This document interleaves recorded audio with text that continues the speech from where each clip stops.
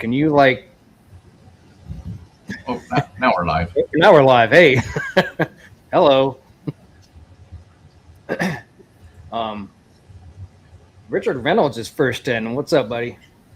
Yeah. We were just talking about trying to figure out a way that Curtis can do the intro that Vibes had. I wonder if there's a way, if you have access to everything, isn't there a way that you can, like, I guess for lots of our terms, record his intro or snatch his intro and then be able to put it on your computer to use? I see it on there when I log into StreamYards, but I've never tried to like right click it and download it or to save it in any way. I mean, I can try. Yeah, maybe in the future, and if that doesn't work, then we could always try to figure out a new intro between you and me and whoever else, and try to get us all together and come up with an intro for the new Saturday Night Vibes. And I didn't notice this until today, and I don't know why I didn't pay attention to it, but you actually reset the number for Saturday Night Vibes since the Kentucky Bash. So I can kind of track my own. Yep, we're on number 3 currently tonight, so I can just add them to his. Yep.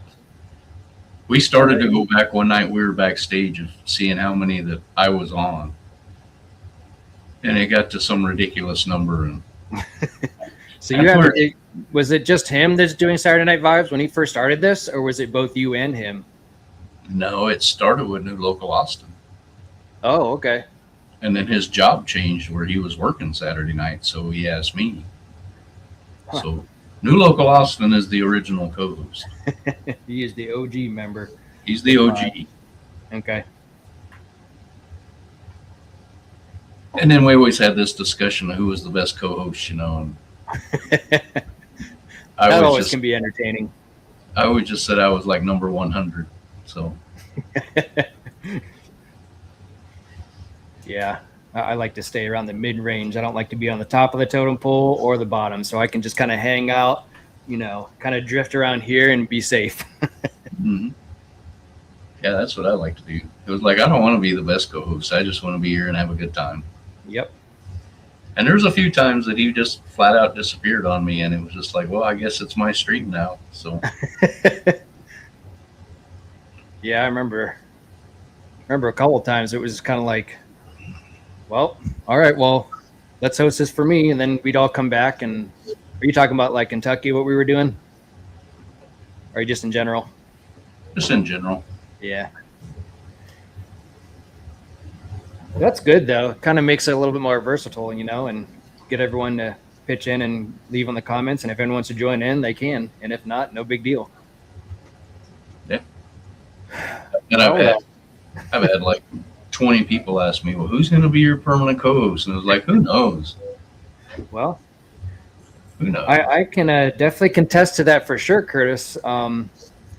You just have to, my work schedule is very bizarre, so I have to tell you my schedule in advance. But on the days off, I'm more than happy to do so. Yeah, that's cool. If I'm looking at my work schedule now, I can work with my channel Friday nights at 8:00 p.m.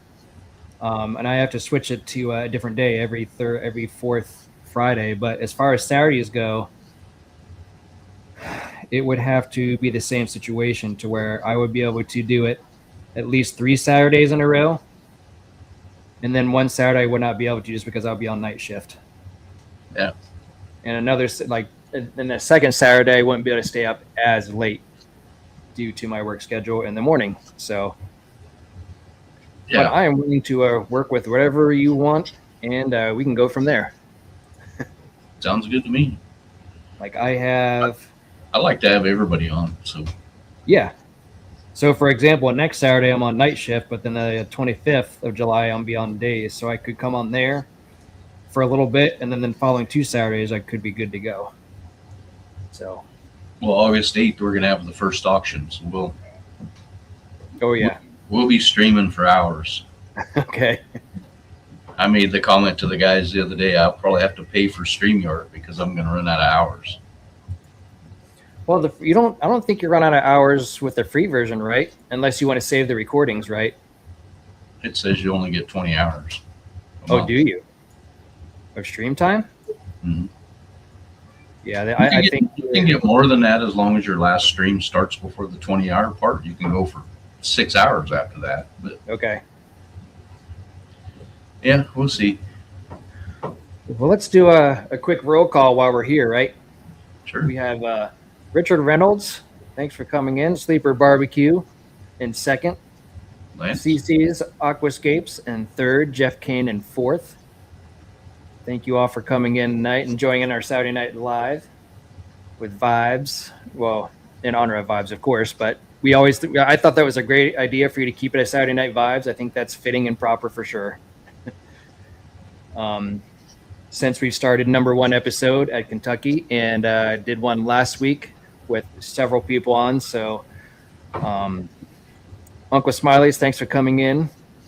Who else we got here? Flatbed Aquatics. Thank you for coming in. Appreciate it.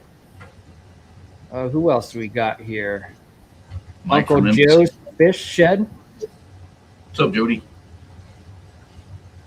MC Aquatics. Hello, hello. Craig's Catfish. Thank you for coming in. Did I miss anybody? I don't think so. Alrighty. Good group of people already coming in, so be a good Saturday night. Lumi. And Lumi coming in. Lumi coming in with sand on her butt. I'm not surprised. Seems like you guys had a really good turnout when you guys were deep river diving for at Lumi. So yeah, that was a lot of fun. I wouldn't care if we didn't catch one little fish out of there. It was just a lot of fun with some great people, you know.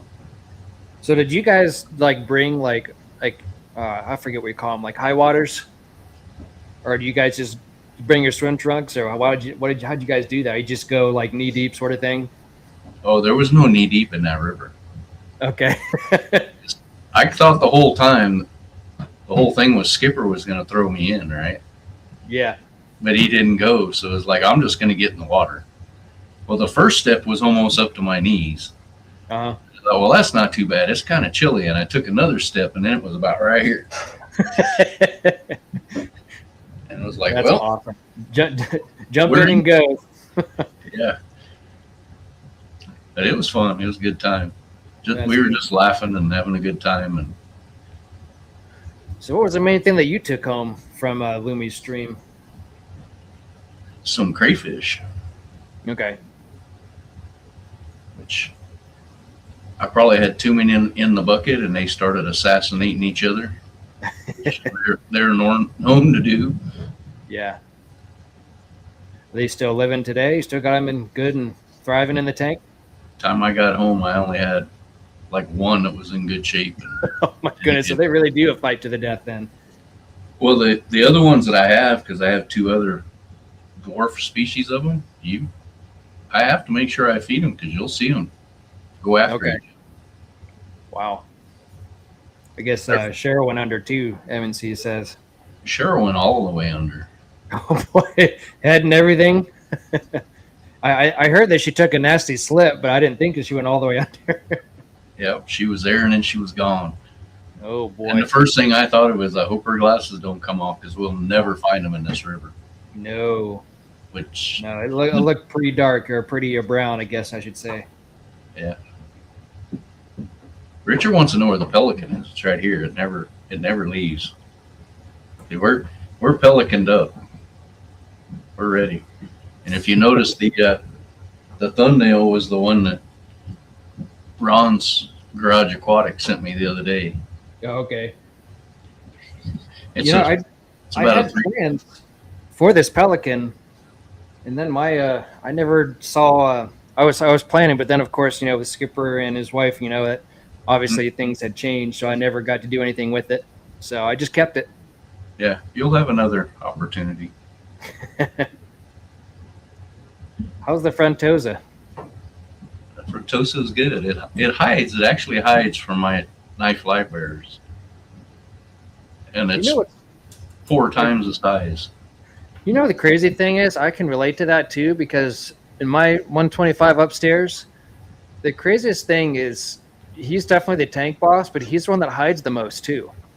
I don't understand it, but as soon as I tried to put like at least I made a test on this, as soon as I tried to add one Frontosa about the same size, him give or take, he did Jason. not like it. He did not like it one bit, and he got really aggressive, and it did not work out. But then once I took him back out, he went back to normal and just hid. I was like, that's so weird. Mhm.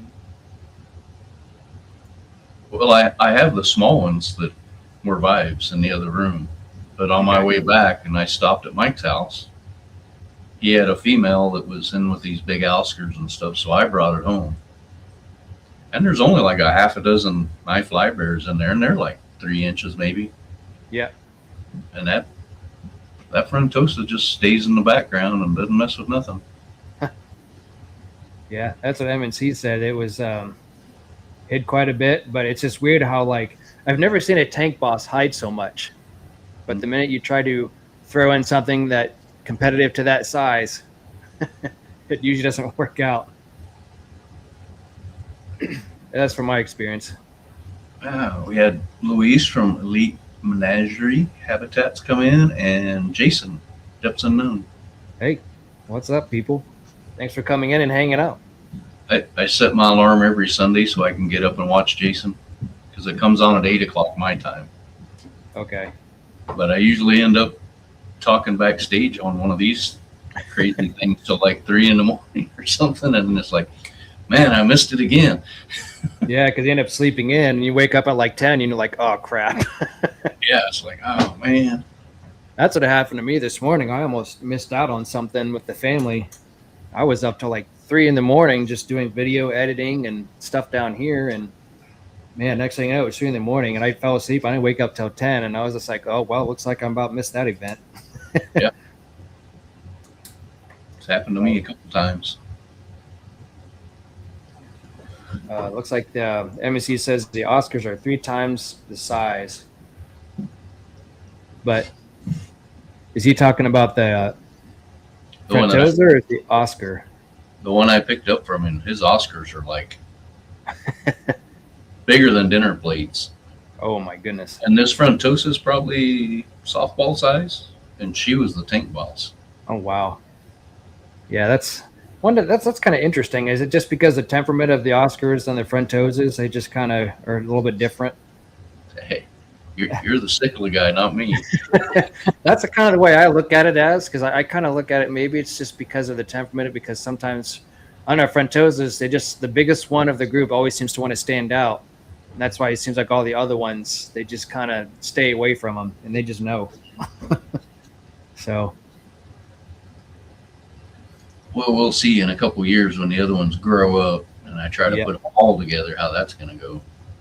You know what's crazy is I have one yellow lab in my Frontosa tank, and it like hid so freaking well, because I was in the middle of transition, long story short, of whenever my Frontosas, they were like this big. They were small, and that was my purpose of starting them off small. So I originally was going to run some yellow labs with Frontosas along with the blue dolphins, and I decided to not do that. And it wasn't because of aggression or anything. I just changed my mind. I just decided not to do it, and I added it to my Mbuna tank. But somehow, one of the yellow labs was holding, so I extracted her from the Frontosa tank, and somehow one just randomly appeared in the tank, and it survived the entire time. It never got eaten, was a good hider, survived and everything. The smallest thing. You have a question. You got a now question. Now that it's put on size, it's like not afraid of anything. You have a question from Jason about your tank that you're sitting in front of. Let's see. That is a 220, sir. Built into the wall. This one is actually outside of the wall. Oh, you're not sitting in front of the in-wall ones? No, because if I zoom out here, I'm actually all the way zoomed in. I was going to adjust the camera, but if I zoom out here. Oh, I see. Yeah. You're on the other side of the room. Yep. Yeah, usually I'm in my in-wall setup. But yeah, it is a 220, and it has all of my peacock cichlids, African cichlids, that I've grown out myself. So not a single fish in this entire tank was ever bought. It was all bred from myself. No, and they're all males too. So Well, you know what happens when you put a female in there. the whole tank will go nuts. Yeah. So everything is calm, cool, and collecting here, and everything's great.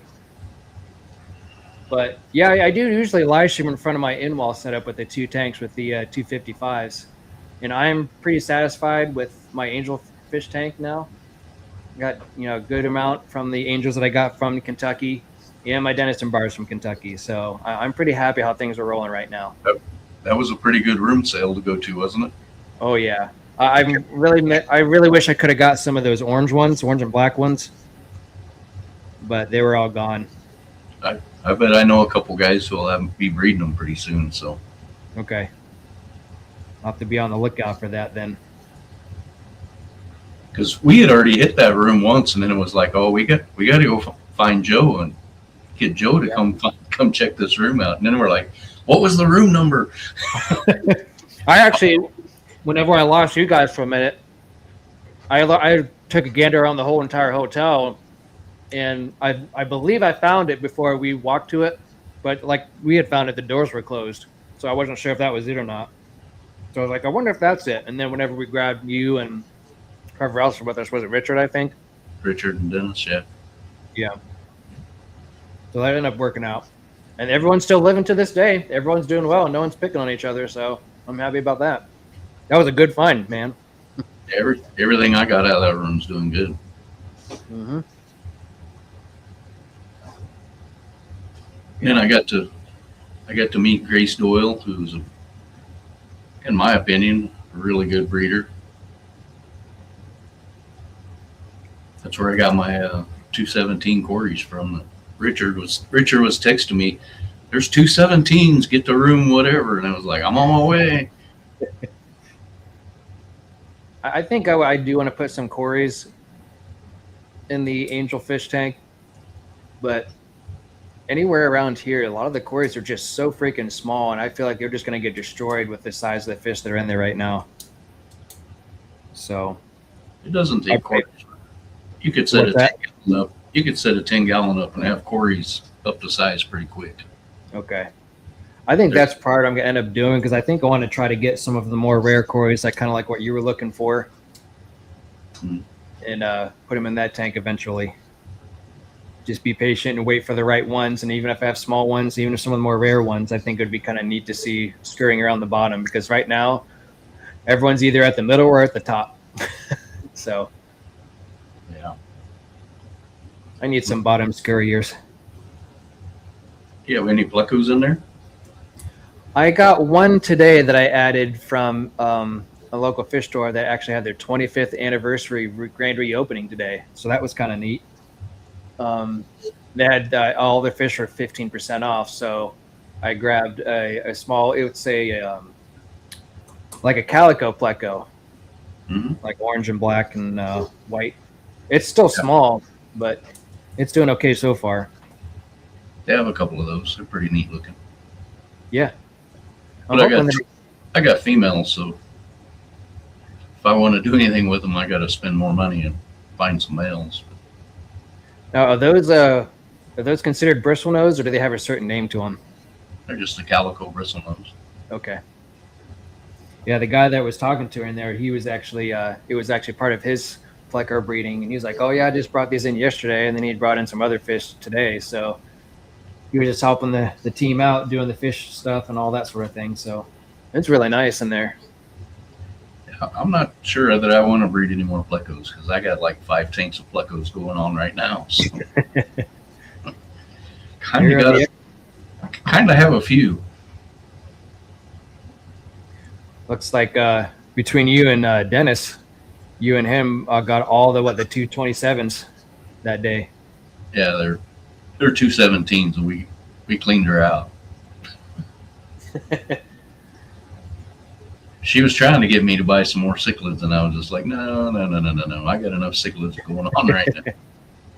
What is a skipper? I missed that. Were you saying that Joe has a hiding place? Just remember they can't swim backwards. Hey, David Elfish is in here. What's up, man? Uh, I don't know what he means there. You screw up a little bit. I missed that one. I just now saw it. I know he's already discussing how he's going to get us all back. So that's probably part of what that conversation's about. Okay. I'm sure of that. 'Cause he even said that. You guys remember this is all fun right now, but your time's going to come. I was like, yeah, I know it is. I don't know when or where, but it's going to come. Yeah. Which is fun. I enjoy it. I mean, we're all good friends, so Yeah. you get me. I'll laugh and smile. Yep. Yeah, me too. I fully expected to hear somebody getting thrown in the pool at the hotel or something happening, but it didn't. Yeah, nothing really crazy happened. I was expecting at least something either from somebody, but it seemed like we all kind of enjoyed each other's live stream and just kind of hung out and enjoyed our company. So,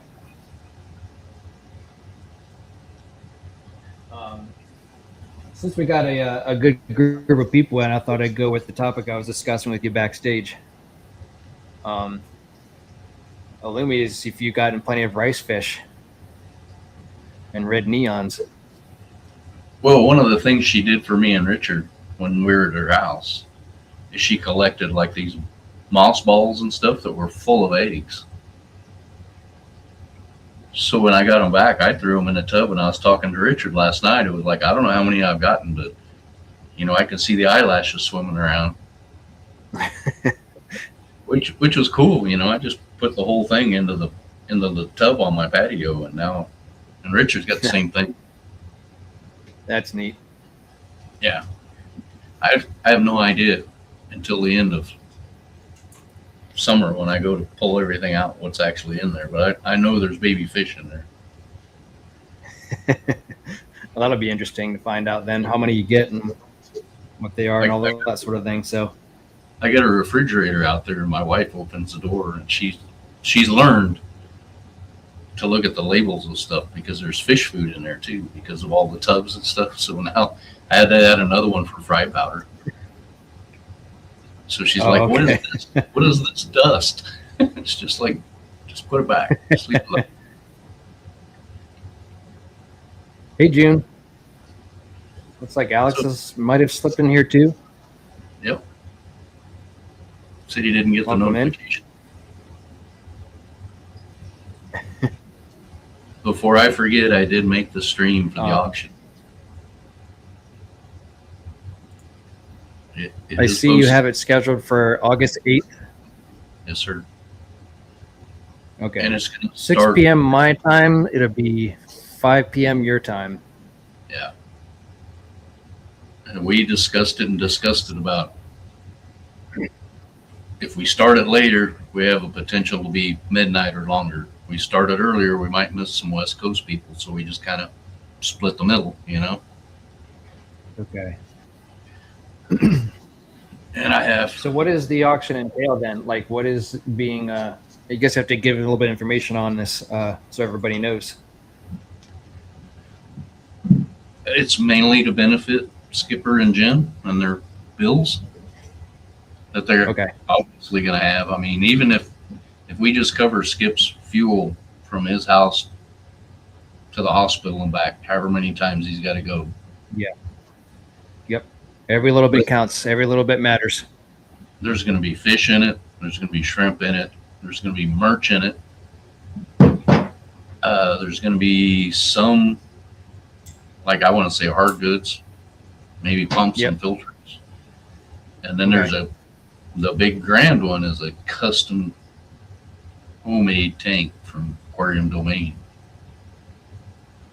Oh, nice.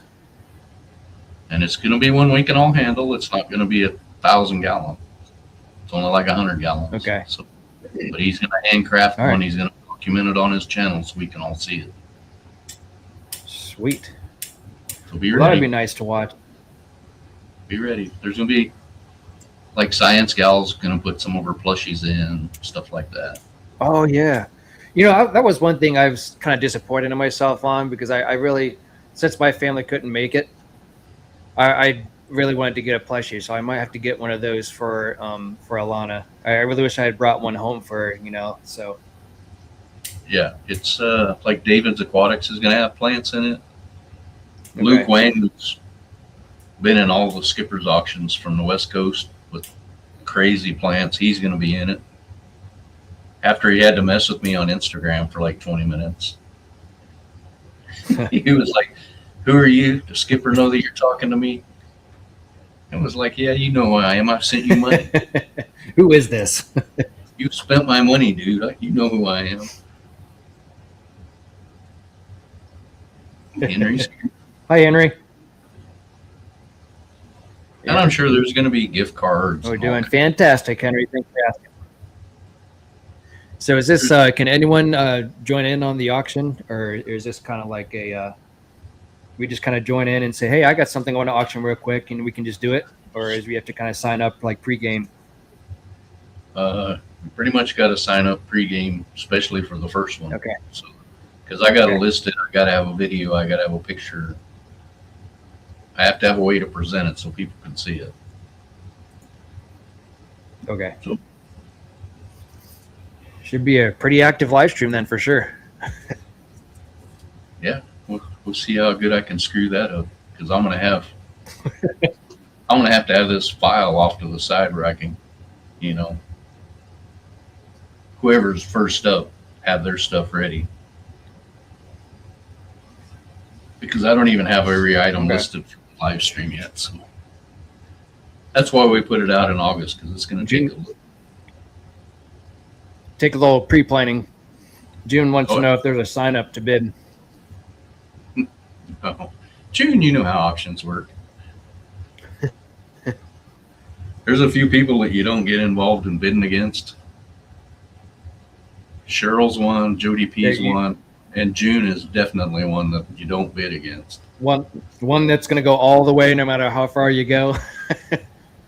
You better be serious. You get into it with those. They're going to be like one of those here. I'm going to hold the card until you give up.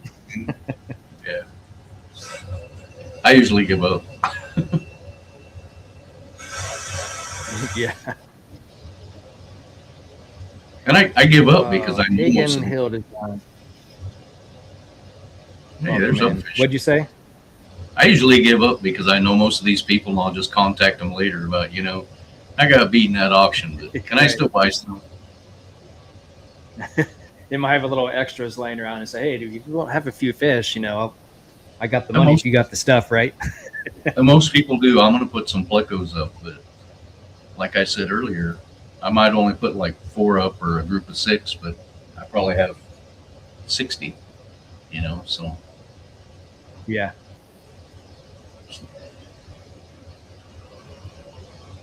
Well, is it Katie or is it Jake or is it both you guys tonight? Sometimes you can tell by the comments, because Jake is sarcastic. So I'm trying to pick up who it could be. I think it's Jake, because he likes to drive up prices and then he doesn't buy nothing. Called you out, Jake.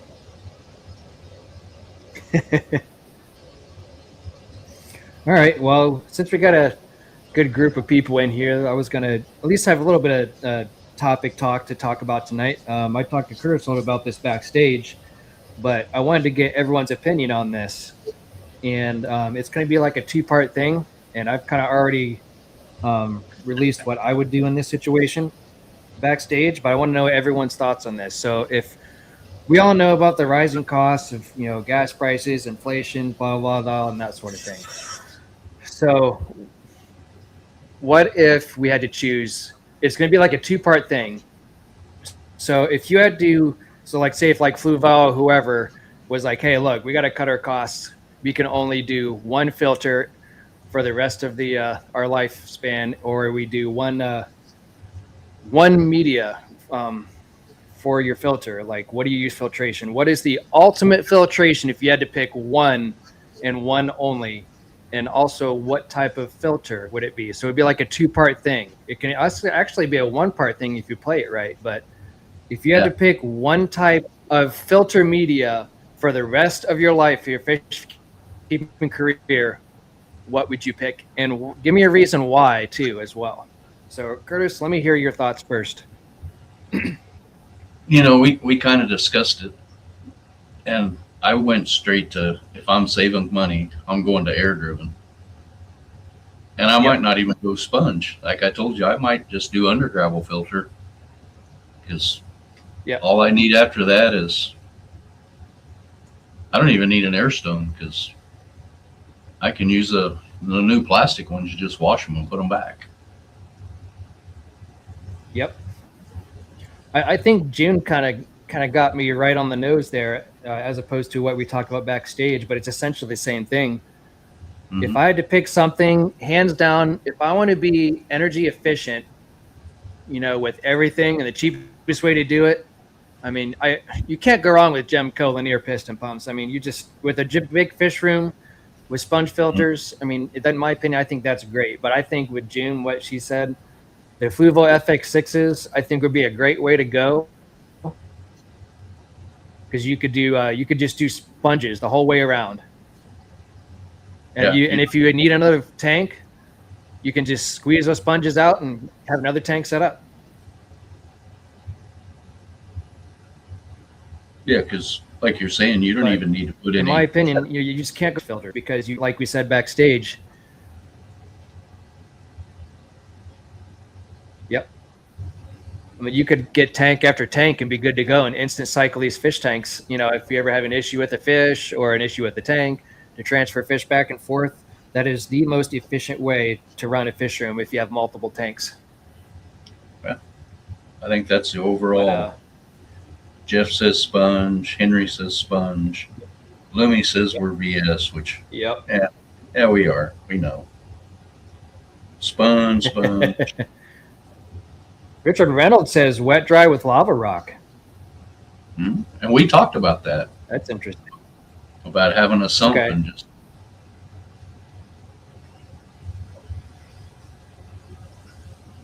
Yeah. Now Thank MNC you, saying June, for the info.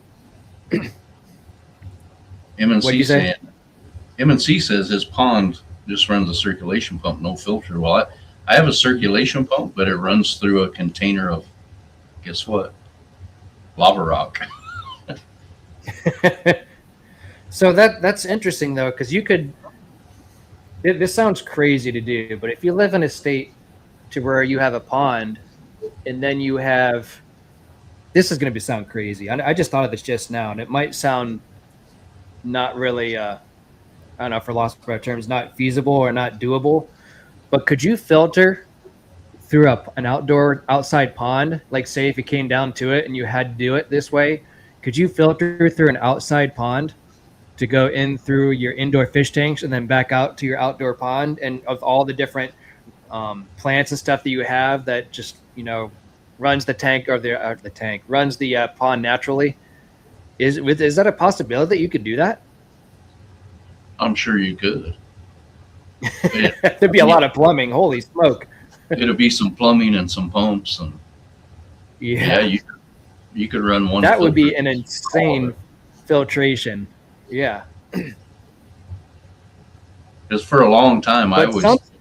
I kept trying to pump my water from here out to my front yard, which is on the opposite side of that window, and I can do it, but I don't know how cost efficient it was, because I'm using a freaking, like the big pump that you got to for your big tanks to suck the water out, just to Yeah. trickle it out in my front yard. Okay. I still have the plumbing there. I can do it. Oh, so Richard Reynolds, I like what he says. He says that some fish farms in Florida do it that way. Yeah.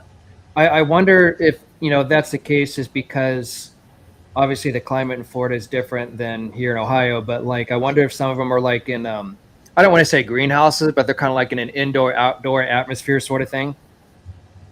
So that would kind of make sense, especially some of the, maybe some of your big name stuff that you could buy fish online, I would think would do it that way.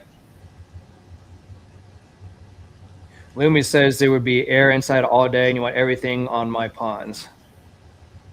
So you Oh want to yeah, keep everything outside and keep everything inside, sort of thing. yeah. She has a pretty good sized filter on her big pond. Okay. Pretty cool though. Let's see. Gills to Gardens. Happy riding an air pump to run the entire room and don't have a job or a canister on all the tanks. Air is the best way to run an aquarium, in my opinion. Yeah. Gilsta Gardens is Nathan. Okay, Nathan. Yeah, Nathan, I would have to jump on that bandwagon. I really like June's idea of packing all your canisters with sponges, and that would be my second alternative if that was the case. But I really honestly do think whenever I ran my fish room with 30 plus tanks, whenever I was doing that, whole breeding African cichlids, I mean, that really is the amount of money that I saved, whenever I switched around between when I first started running a pump on every single tank, and then I switched to linear piston pump. I got rid of every single heater in my fish room. There's not a single heater that's running other than the one I did a one for Hydra on. But that one's going to go away too anyways. But long story short, I was saving like a couple $100 on my electric bill just because of me doing that. Mm-hmm. You wouldn't believe how high that bill would go up by running a bunch of heaters and air pumps in individual tanks. And I was like, wait a minute, this is stupid. What am I doing? The whole month was like go, go, go on my fish room and change everything around.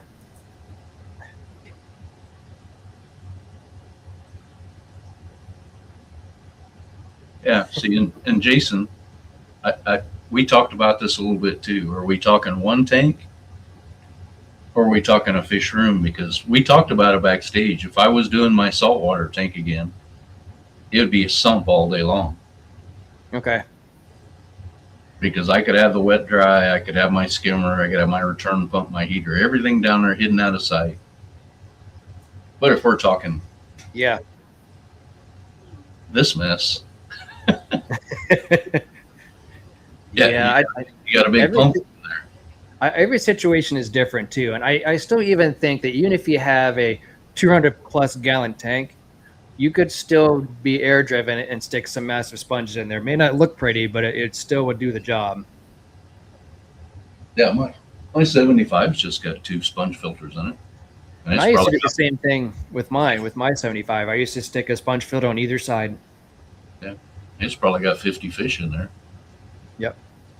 That's where all the loners go when I get down to one left of the species. It goes in there.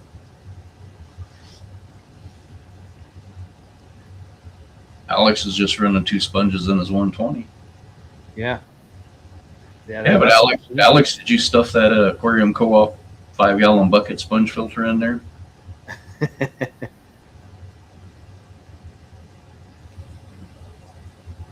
Yeah, I gave up heaters too, Lumi. Was just an added. I just think it's just an added expense. If you can get away with not having heaters in your fish tanks, it's great. If not, I don't know. It just saved me a ton of money, and it's just one less thing I have to worry about failing. One less thing I have to replace every so often. Hey, one thing I do is I use small heaters. If I do use a heater, like I have one running and it's only a 25-watt one. So if it freaks out and loses its mind, it's not going to do much. No.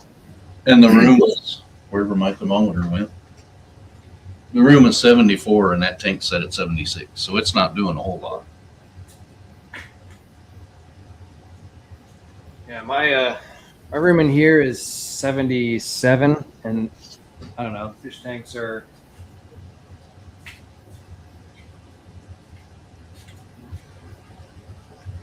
79-ish. Yeah, with no heater. So, I mean, I'm maintaining just where I need to.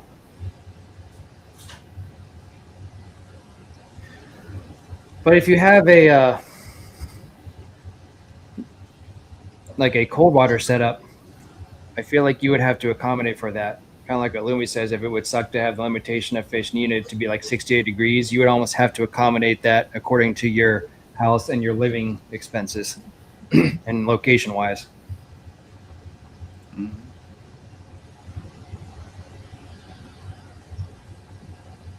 That's why I'm glad to have a basement. Me too. I've thought about, man, I got a garage. I could do the same thing out there, and then I could run water right down the driveway. I could do all kinds of stuff, and it was like, hell no, because then I got to heat that garage in the winter because it's like 50 Ooh. degrees in there. And Yeah, then this afternoon, if you went in there and the doors haven't been opened in a while, it was 100 in there. yeah. It was like, no. You would have to have like it's super insulated with either a Mr. Cool in it or something, and that's just adding more to the expense of the hobby too. So I'll take a basement over a garage because, like you said, it was what mid 80s today here. I mean, if you get into like the upper 90s, like it's going to be next week again, that garage is going to be like stupid hot. Yeah, I'll stay down here. Unlike you, I have the whole basement if I want to use it. This is going to be. I mean, it's already kind of is my man cave, but yeah, you got your basement, I got mine. I try to limit myself to this room because I know I can handle like 30 some tanks pretty easy. I've gotten up to 40 plus, but then it's like, man, when I get home from work, I got 15 tanks to do, and I don't want to do that. You know, every week I do a couple of sponge filters. I change water. And I change water like you do. I have a pump and a hose. It's not like I'm carrying a bucket anywhere. Hell with that. Yeah, I'm not doing all that. I had a buddy of mine. He was using buckets for the longest time, and he was like carrying them, you know, outside the house and into the sink. And I was just like, man, I actually like, well, I went like this.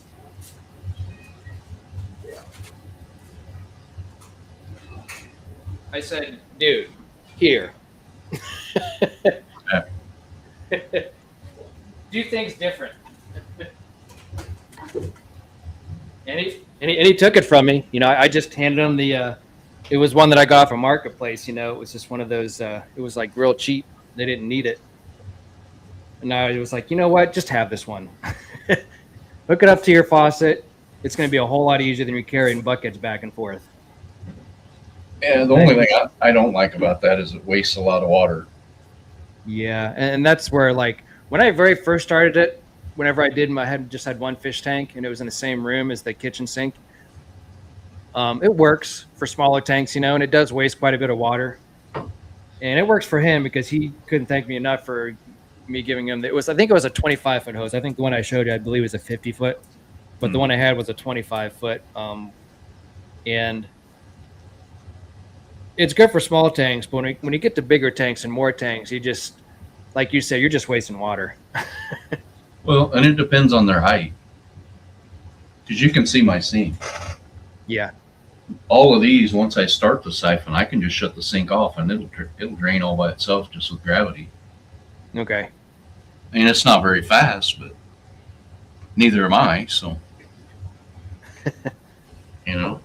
Yep. I come down and do 2 or 3 tanks a night, watch live streams, drink a few beers, and then next day I do 2 or 3 more. Looks like Cheryl's going to see Mike tomorrow. Yeah, I was looking through the comments too. Looks like that's going to happen.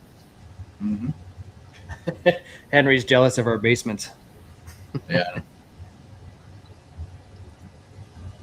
Yeah, I think if I didn't have a basement, if I lived in a house that was not capable of having a basement or not at all, then I would probably use heaters, but I would definitely not have big fish tanks. I would probably have, like I do, like the 125 upstairs, and that would be it. And that's kind of like where the 125 sits now. I know it really doesn't matter a whole lot. I know 125. How much does a 125 tank weigh with water? Like 1,000 pounds, maybe? Well, with gravel and rocks and stuff, make it about 10 pounds a gallon. Yeah. So 1,200 pounds. Yep. So I did take a gander down here in the basement and see kind of where the oh shoot, what do you call them? The poles that, you know, the joists. Yeah. And I was at a good spot. So I was like, you know what, this should work here because pretty close to being underneath where those sit, and it worked out fine for the 125. But if I had to go anything bigger than that, and they were not where the joists were and where the basement poles were at, I would not have big tanks, and I would have heaters, but I would have something that was a good reputable company that does heaters and replaces them every so often. So it is what it is, but I'm pretty fortunate to be able to do what I do down here, and I get to share with all you guys. So yeah, that's one of the reasons I moved down here, is because I did have like 4 tanks upstairs, just a little hobby going on. Yep. Well, then we pulled all the carpet out and I put hardwood floors down, and I was like instantly banned from putting fish tanks back on our new hardwood floors. And it was just like, yeah, I get it, because I know me too. I'm going to space out and have 20 gallons of water on the floor on the hardwood. And then like, no. It was, I came to a couple of close calls whenever I started, like you said, with like 3 or 4 fish tanks upstairs before I moved down here. And when you're starting to do multiple tanks and water changes, and then you get distracted with XYZ, and the next thing you know, like, oh crap. So once I cleared some stuff out here in the basement, got a lot of other stuff done to get it prepared. Got the in-wall set up because I wanted a presentable spot for my YouTube channel.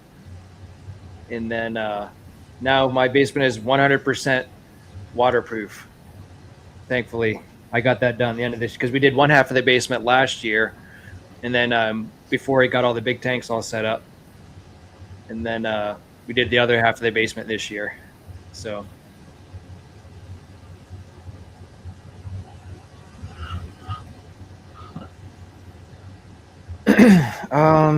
looks like next year Richard Reynolds is going to Mike's house too, because Mike has paddlefish in his big pond. So I'll probably be there too. You said paddlefish? Paddlefish. What's a paddlefish? It is just what it sounds like. It's fish that looks like it has paddles on it. I'm looking it up. And they're big. Hopefully we can catch some small ones, or Richard's going to have like a tarp in the bed of his pickup to hold all the water. So there's these things that have a long nose to them. Mm-hmm. It literally looks like a paddle. Like you could row a boat with these things. Mm-hmm. They really get that big. Yeah, Richard better be digging a pretty big hole, like you said. Holy smoke! Spoonbills. Yeah, I've heard them called spoonbills before. Yeah, like June, I just looked it up. It's a bizarre looking fish.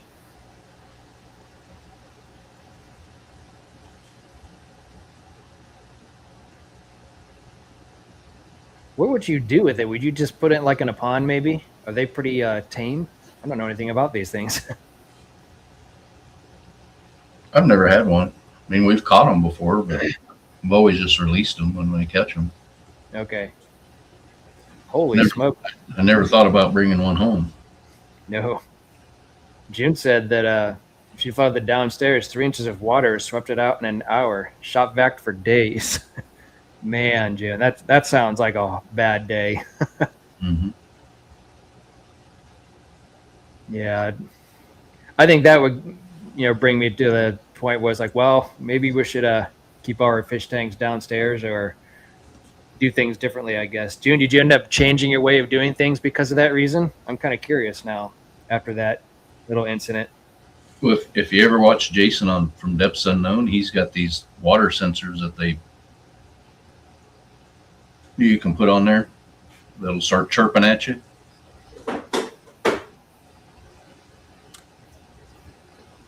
Yeah, he's got a little clip-on one that you can just like hang on the tank, and it when the tank starts getting full. I'll tell you what, one of those things, I guess for lost of better terms, kind of saved the one tank, because my one filter in the 75 gallon, it started doing that, and it was leaking quite a bit.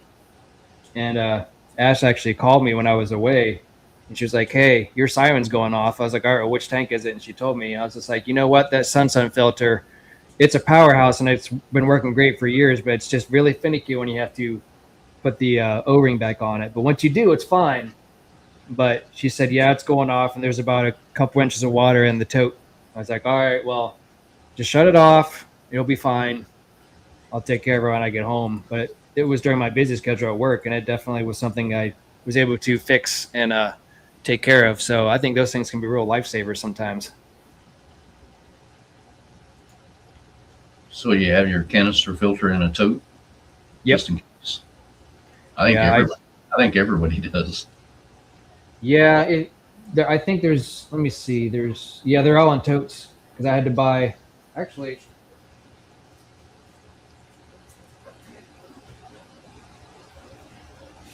that's right. I need to buy another tote. I forgot. That was one thing I did forget about. There's one canister that does not have a tote nib. All the other ones do, including one upstairs.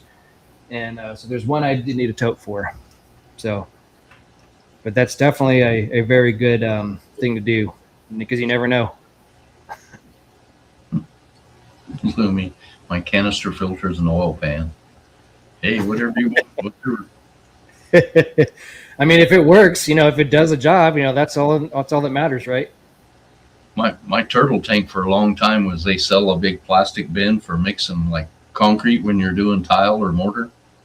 Mm-hmm. It's only like 6 inches deep, but they're like 3 foot long by 3 foot wide. That's what my turtles were in here for a long time till they upgraded it. June says it's overflowing. Looks like you got distracted and forgot I was filling a tank.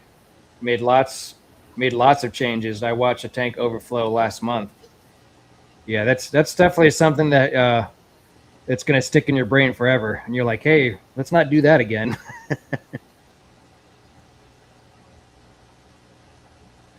MC's got not in a tote, but it's in a flower pot, so that works too. No, he just likes canisters so much that he used the canister body and put dirt and flowers in it, and it's sitting outside. Oh, okay. I just laugh about it. It's like, yeah, that's a canister filter. That's kind of funny. I never thought of that. If you wanted to be like an all aquarium, even outside and inside, just make like old canister filters. Like if they don't work anymore for whatever reason, you just make them as flower pots. Yeah, use them for something. Yep.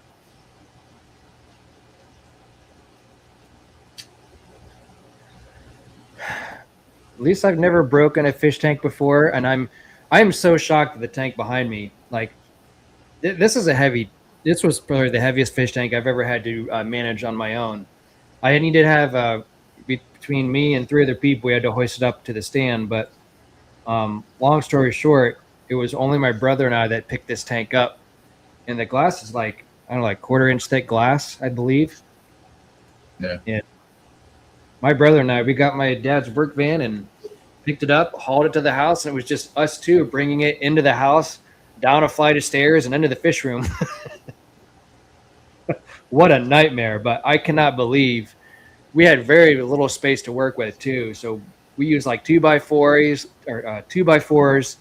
shimmied it off the truck, moved the 2x4s as we shimmied it down the stairs and into the fish room. And it was, my goodness, it was like one of those moments that I couldn't believe we didn't do this without breaking something,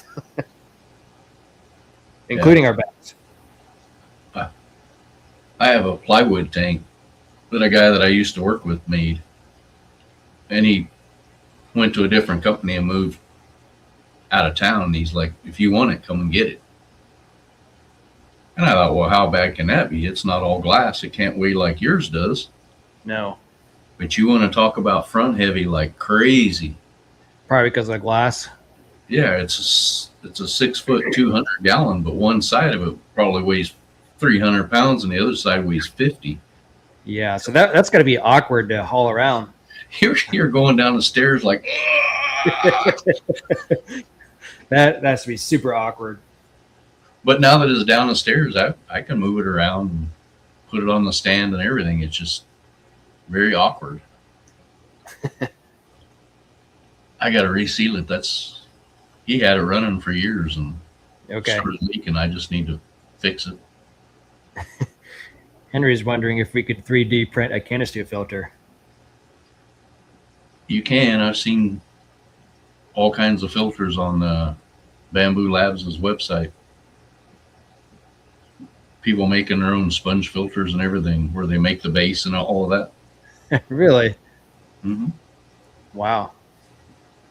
Make covers for the sponge filters. They make covers for the intakes of your filters. That's crazy. Richard introduced me to that website, and it was just like, it's like a drug. You get on there and you just keep looking and looking. Then you're back there. Then you're back looking at the printer like, man, it's only $600. I can get away with that, right? Until it shows up, my wife's like, "What did you do now?" 3D printing is insane. I don't know anything about them, but they really amaze me. I think that's even the Aquarium Co-op. They do a lot of stuff with their 3D printing too. So, Fathom, he's got his little card with his that he gave to me during the Kentucky Bash. Yeah. So I thought that was pretty cool. I still got Dennis's laying here. Yeah, I put I got Dennis's too. All the little extra stickers I have, the stuff I haven't put around yet, I put in this little shipping container from everything that I got from everybody. The stickers, the cards, Skipper's little hat pin. So everything I got from everyone's in this little shipping container. Your stickers, Jose, Joy Fish Keeping. I mean, it's just endless stuff that I've gotten from everybody. New local Austin, what's up, my little brother? Hello. My little big brother. Have you gotten a haircut since the Kentucky Bash? Probably not. Probably not. Let's see. I did miss something I was going to point out. I'm trying to find it. Oh, it was just MNC. He said the only sump he had left, Curtis has. I do. It goes with the 115 acrylic I got sitting right on the other side of this wall. Okay.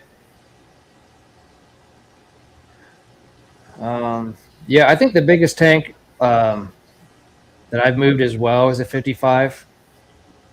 And I can see I put them on shelves myself too, but I think that's the biggest I've ever done. I've done 75s, but that's kind of where it gets a little sketchy because I'm not the I'm not the Rock by any means necessary. So for me to lift something that heavy, it's challenging, and it's almost like me holding one side and then trying to shimmy it down where I need to, and then use furniture dollies. But as far as myself goes and lifting something up, yeah, I think it's 55 for me on my own. I put the 75 up there, but I'm not going to say it was easy. Yeah. I know. There was a few noises made. Yeah. My knees or my back. I don't know which one cracked more. A few noises, a few words afterwards, maybe. Mm-hmm. I've gotten smarter though, because once I get the tank in this room, I kick the cats and the dogs out because I'll screw it up all by myself. I don't need them underneath my feet. Yeah. And they will be. They're like, "What are you doing? What are you doing?"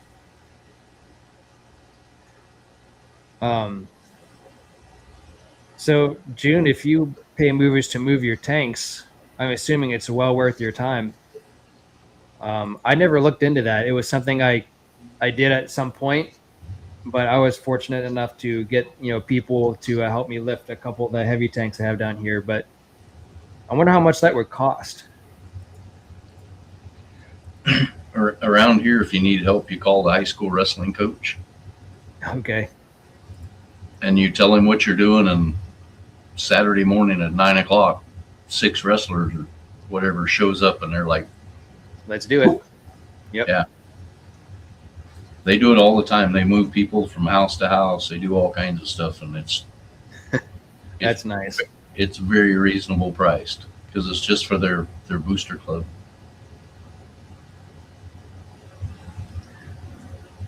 Well, the one thing that I want to do, and I keep mentioning it all the time for everyone who's known me for a while, is I'm going to probably just start an indoor pond, and it's probably going to be like a 180-gallon tote. And if I think Lumi's still in here, yeah, Lumi's still in here. What is Shabunkin goldfish or Shabunkins, I guess I should say? Is that something that is going to be feasible in a 100-gallon tote, or is that something that should be in something bigger for the future? Or is it something like you can start out koi's with and kind of go from there? Because I'm trying to get my head into like what I want to start off with, and if I'm going to have to move them in someplace bigger down the road. I think that's the route I'm going to go. Jake says it should be fine. Mm-hmm. I really like. Well, you didn't get to see it, but Just One More Fish, Jesse. Yeah. Had these Aquarium Co-op, Home Depot. Okay. Totes at the Clash, and they were pretty sweet because they were square. Oh, okay. So yeah, the ones I was looking at today, they were like oval, I guess. Yeah. You always see those shapes at Tractor Supply, and I looked at those and I was like, man, that's pretty cool. And it came with a lid, but it was like, I don't know, 4 foot by 4 foot by 2 foot or something. It was crazy. I forgot I had that. Yeah, Nathan, that's the tote I want. Yeah, I looked them up, but I don't remember what they were. I have to look that up here after we're done here, because I'm going to Home Depot tomorrow, actually. Hey, Jose. Thanks for coming in. They were pretty sweet. Lumi says, not a question. If you ask me, to go bigger always. Go big or go home, I guess. Hey, there we go. Flatbed said it. He beat me to it. Mr. Flat Rate. Zen. Zenny. Yeah. Cheryl, when he said took 4 guys to move the 210, so it took 4. Well, it took my brother and I, like I was talking earlier, to get it down the basement. And then I had 2 guys from work, and then me and my brother. So us 4 put it on the stand here behind me. So it took every bit of us. And I bought actually specifically for this one and the 200 that's to the right or to the left of it. Those real heavy duty suction cups I bought from Amazon that are like, they work for several hundred pounds, that are made to move glass. So there's a cost with everything. And they do make that a lot easier than lifting it with just your hands. So. Oh, June says that they charge $100 per guy. Whenever they got paid. Oh, it looks like. Oh, never mind. So, anyways, June said it was $100 per guy. Is it those? It's Husky. Is that the? How many gallons is that? Does it say? 170 gallons. Okay, so that's a pretty good size then. $99. They were pretty cool. I liked them. Now, could that I wonder how thick the tote is. Like, we're thinking like, will a lot of water be feasible to be maintainable for a pondish sort of thing? He only had it filled about halfway. But okay. It's 48 and a half long, 27 and a half tall, 40 inches wide. 40 inches. Okay. Because what I want to do is I want to do like instead of just having just a tote show, I think it'd be really neat to have like sort of like a landscaping rock that goes around the entire thing, and kind of have like a presentable sort of pond in a sense. I've seen people build a wood frame and frame them in wood too. Yeah. So it looks like a little furniture piece. I want to do something like that or something similar. So it's not just, I want people to come down here and see like the center between the 2 big tanks and be like, wow, that looks really neat. As opposed to just a tote just sitting in the room. Yeah. I don't know. There's 6 of them at my local Home Depot. I'm going to have to look at them. Maybe I'll have to look for them tomorrow when I go there in the morning. And Husky's a good brand. Yeah.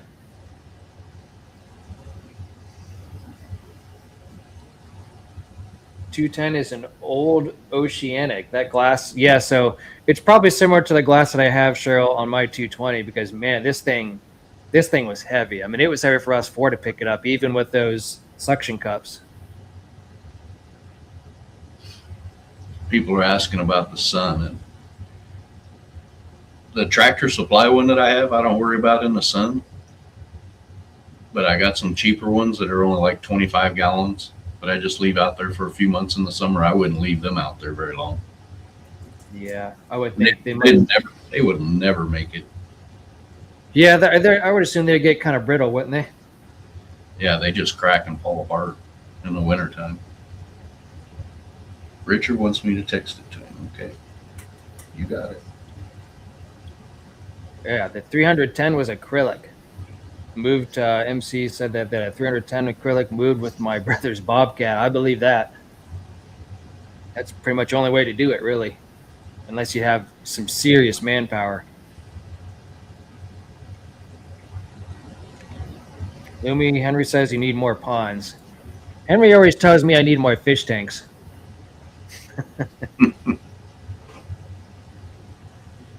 A beachfront edge looks natural too.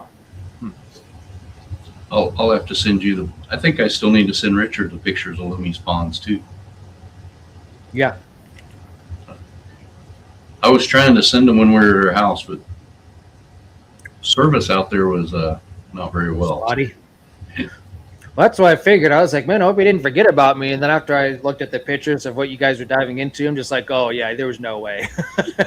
You guys were tied up pretty good. And then when you were still driving, when you finally got around to it, I was like, oh yeah, that makes sense then. Yeah.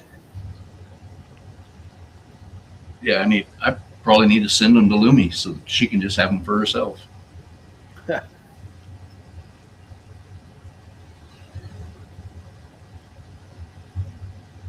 Now Nathan wants me to send it to him. What's going on here? Man, Mr. Popularity. I'm going to look them up now that we're all talking about it. All right, Nathan, it's coming your way.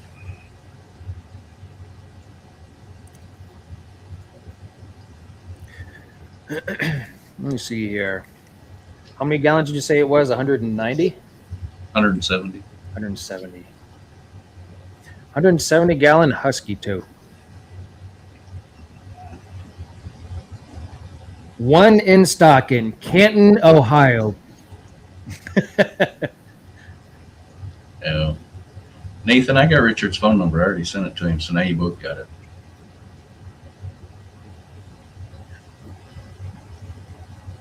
For $100. I don't know. I think it's a good deal.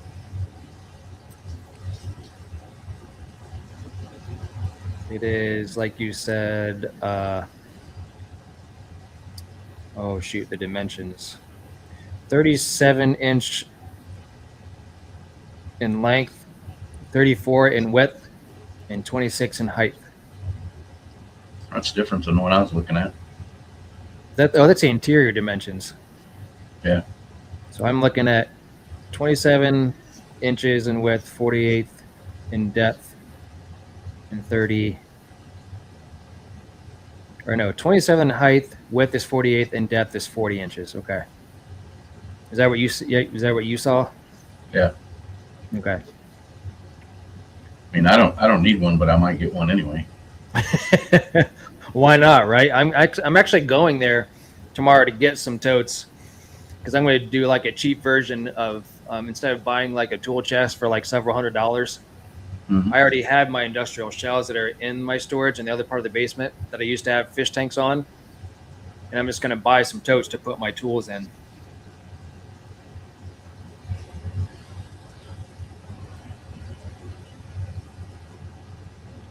MC's got 9 locally to him.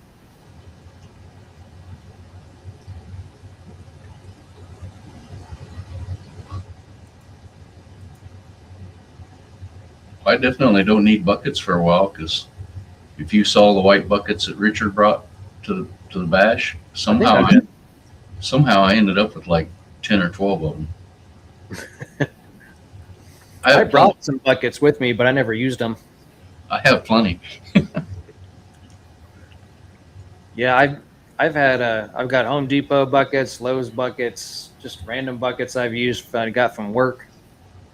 I mean, granted, sometimes you can never have enough buckets in a fish room, but then once you start realizing they start stacking over each other, and you're like, okay, I don't need any more. But they are useful. Mm-hmm. Neighbor went to Harbor Freight for a bucket, came home, $500, took box and a bucket. I think they have their bucket sale right now. Have you ever been to that? I have not. I don't know where Harbor Freight is around here. You buy the bucket for like $5, and then it's like everything you can fit in the bucket's like 30% off or something. Oh, like I read that wrong. So he's saying a $5, not a $500. But he came home with a $500 toolbox. Oh, I see. Okay. Wow. But yeah, I've never done like the bucket thing. I think that's kind of neat to do that stuff, whatever you can, you said, with the bucket. Yeah, I don't remember how much the percentage off it is, but you can go in there and get a grinder and an impact and whatever you can fit in the bucket, you get a big percentage off of it. And you get a red bucket. So Yeah, I got a Home Depot that's 15 minutes from me. I got a Lowe's that's in about 10 minutes from me. I'm like in a central location of just about 15-minute radius of where everything is that I need to get. only thing we don't have a Lowe's here. We got Menards, which I like Menards a lot better than Home Depot. Well, I don't mind Menards. Our Menards around here is kind of small, smaller than what it's not like. I know that Menards is huge, but I mean, I always feel like Menards here near Massillon by Canton, a little farther than Canton. I feel like it's a little bit smaller than what I've seen before in other cities. No, this one we have is the same size as Home Depot. It's huge. Okay.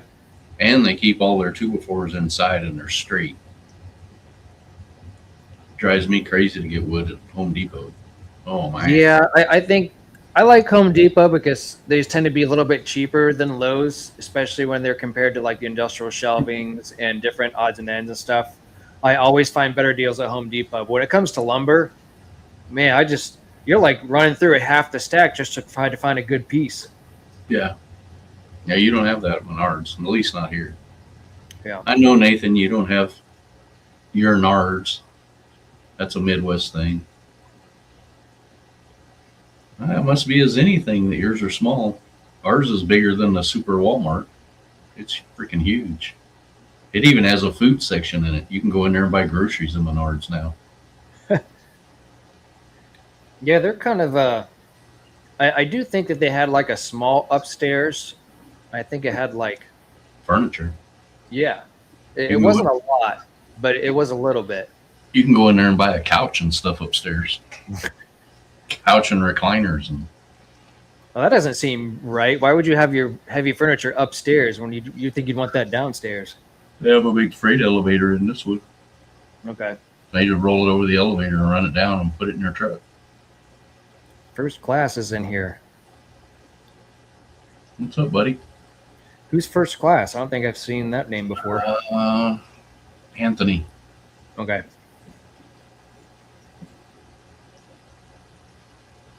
Super Walmart.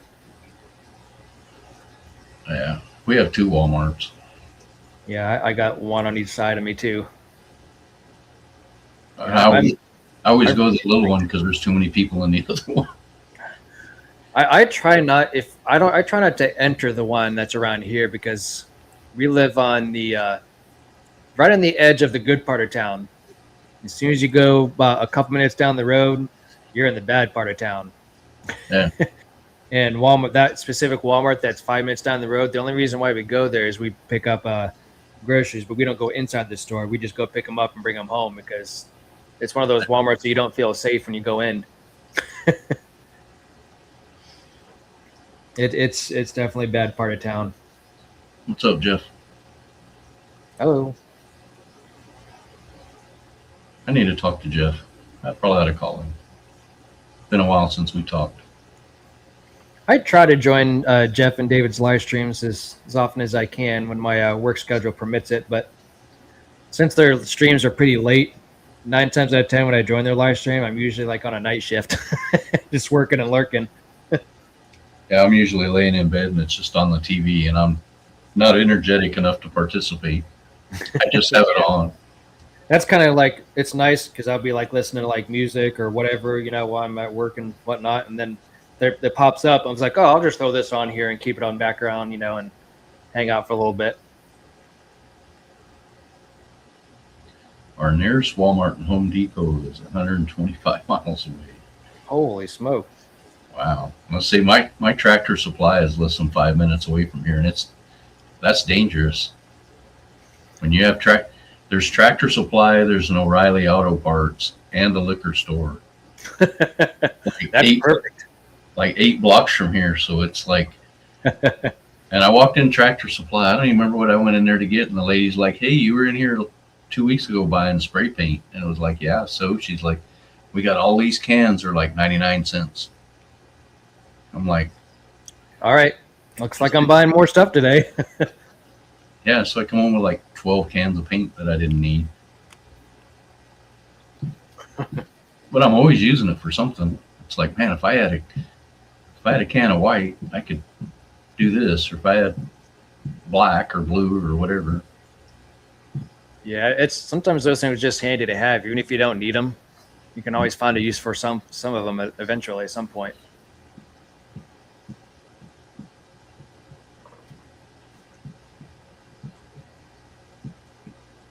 And that's where I go to buy dog food so that I don't have to walk to the back of Walmart. Because walking to the back of Walmart is like a half a mile walk, or it seems like it. I walk in Tractor Supply, pick it up, turn around, and I get right back in my truck and leave. Oh, yeah. That's like we have an Ace Hardware, and it's the same way to where like everything, it's just nice because it's like a little bit smaller. But like you said, you can just go in there and just grab something real quick and be out. You might pay a little extra money for it, a couple dollars here and there, but like you say, you go to Walmart here, anything you need that's useful, you have to go all the way into the back. Mm-hmm. It's the same way. I'm just like, man, I just don't feel like going through Walmart, let alone just being there. I'll be right back. Gotta grab a beer. Okay. Best thing about Tractor Supply is anything they have online, they will ship to your store for choice for free. I've never actually done that with Tractor Supply before, but is there a certain amount that you have to spend to be free? Like, you have to be like certain amount of like maybe 35, 40 bucks or something like that before it's free? But I think Tractor Supply is really nice, actually. All of our Tractor Supplies that I've been to, and we actually have a Quality Farm and Home. I don't know if that's local or if you guys have that around where you live, but one just recently opened up in my area I went to for the first time, and they have like a bunch of ducks and chickens and little chicks in their silver troughs.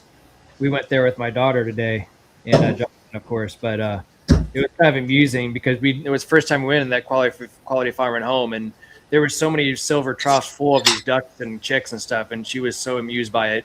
She got to pet a few of them, that the store associate was there, and it was pretty neat. But yeah, all my Tractor Supply stores have always been really nice. Yeah. It makes it beats going to Walmart any other day.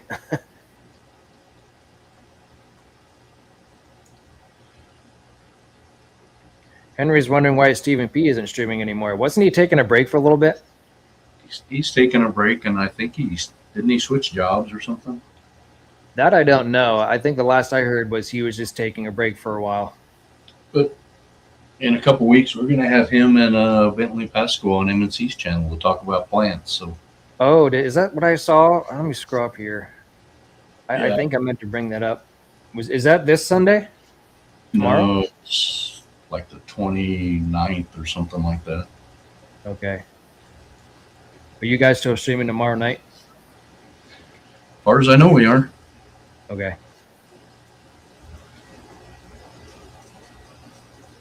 Yeah. Well, I think that's Mike doesn't have a choice because if he doesn't stream, I just hit the go live button and go on his channel. So. So you have control of his, just like on this one too. Yeah. I need to give somebody that on mine, but I don't know who to do. I can pretty much do it on Skipper's channel too. I don't know if I got the go live button on Skipper's. That's one thing I kept telling Vibes, give me the complete control, and then I would have just kept streaming on his channel. Because I could have went in and scheduled them. I could have scheduled them and everything, but. So how do you do that through StreamYard? Is it just something you click and say, hey, you can make this person like a moderator or something like that? I think you got to do it on YouTube in your studio. Okay. Because there's a place where you can name all your moderators, which is what I did way before we ever started this. Before we had our first stream in Kentucky, I already had like 20 moderators in case something happened. Okay. And sure enough, the very first stream, something happened, and Jenna P got him right off the bat. Really? As soon as you guys started that night? It was a little bit into it, but some guy said some stuff, and I was trying to change screens to get rid of it, and it went because Jenna got it for me. Oh, that's good. I had it yesterday, last night. We were kind of discussing a little bit about, if it's better to have everyone be a moderator on your YouTube channel, or is it better to have only a few people? And we were kind of discussing that a little bit in between games and stuff. So I know that everyone's different, and that's always good. But for me, I find it easier that it's better to have, a limited amount of moderators because it works better for me and my channel. Mm-hmm. But I know that Mexicali, he likes having everyone as a moderator because it helps for him that if someone wants to see their channel, then they can just click on the chat and go to their channel from there. So, yeah. Hagen Hill says it's on the StreamYard side, so I'll have to look at it because I did all my moderators in the YouTube studio. I think Branton, I think that's right. He took a break from YouTube too because he might show up in a chat every once in a while. But I think he's doing that as well. I don't know if it's job related, but I know that he was taking a break from it to focus more on family and all that sort of thing. So, yeah. I haven't talked to him in a while either. Yeah, me either. It's been I feel like almost a year since I've texted him. Yeah, it was last fall or so, I think. Yep. Oh, Jeff Paham doesn't have a wrench on his back.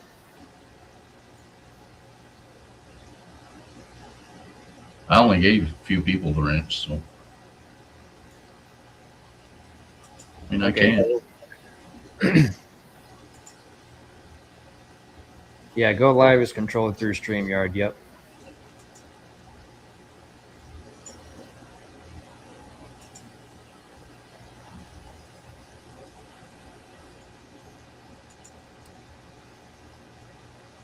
Well, I think it's been a pretty good Saturday Night Vibes. I think we've covered a lot of topics and had a good group of people come in tonight for sure. Yeah. I got to find out about a 170-gallon tote at Home Depot that I might pick up. Be interesting to see. It's always different because I want to see what it actually looks like in person. They do have one in stock, but I don't know. It just looked cool because it was square, and I thought, man, square fits on my patio way better than all the round ones. Yeah. I imagine it probably doesn't have real thick material like an actual pond tote would. No. But you're gonna have it in the basement, so yeah. It's not like it's gonna be sitting out in the sun and that sort of thing. So I was always just gonna build like a wood frame around it. And I think paint it or something and put a ledge around it, I think it'd be safe to do that. I mean, I just wouldn't leave it out with water. I think even if it being in the basement, I think it would kind of give way. But I feel like if you put some sort of, like you said, some sort of frame around it, I think you'd be pretty safe with it. So I think that would be kind of a cool way to go, to actually just bring some 2x4s, because I have plenty of those in the barn already. Just build like a 2x4 frame around the entire thing to kind of stabilize it, and then kind of build around it and do whatever you want to do, stain it, varnish it, whatever you want to do, waterproof it. look kind of neat. Yeah, Mike. I'll build one like Jeremy has. Or I don't own a backhoe.